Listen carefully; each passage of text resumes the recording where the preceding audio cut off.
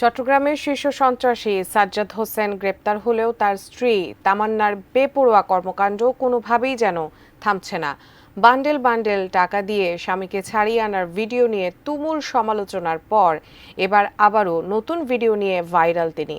তবে কি বার্তা বা হুমকি দিলেন এবারের ভিডিওর মাধ্যমে, সে বিষয়ে বিস্তারিত জানাচ্ছেন ইস্তিয়াক হোসেন। খেলা মাত্র শুরু করছো তোমরা, শেষ করবো আমরা। চট্টগ্রামের অপরাধ জগতে পরিচিত এক ভয়ঙ্কর নাম সাজ্জাদ হোসেন। তার অপরাধের ছায়া ছড়িয়ে পড়েছিল শহরের নানা প্রান্তে।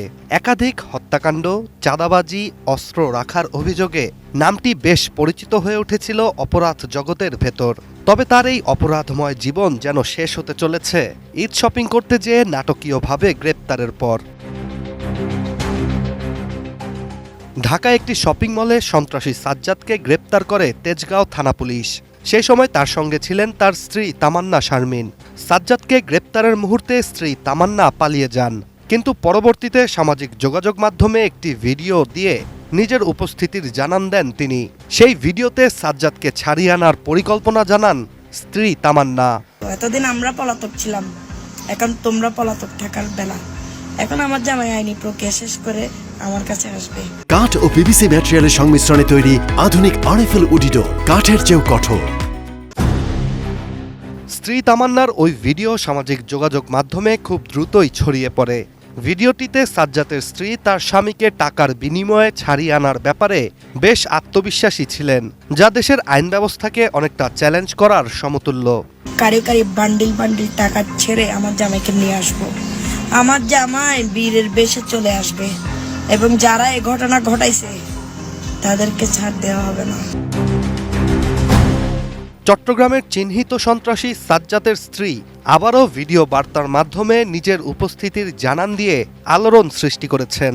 এবারের ভিডিওতে তিনি তার বিরুদ্ধে কথা বলা ও অপপ্রচার করা মানুষদের নামে সরাসরি সাইবার নিরাপত্তা আইনে মামলা করার হুমকি দিয়েছেন। আপনারা যারা আমাকে নিয়ে মিথ্যা অপপ্রচার, মিথ্যা লাইভ করতেছেন, স্ট্যাটাস দিচ্ছেন, আমি সবকিছুর ভিডিও রেকর্ড করে আমি সাইবার ক্রাইমের মামলা করছি আপনাদের বিরুদ্ধে।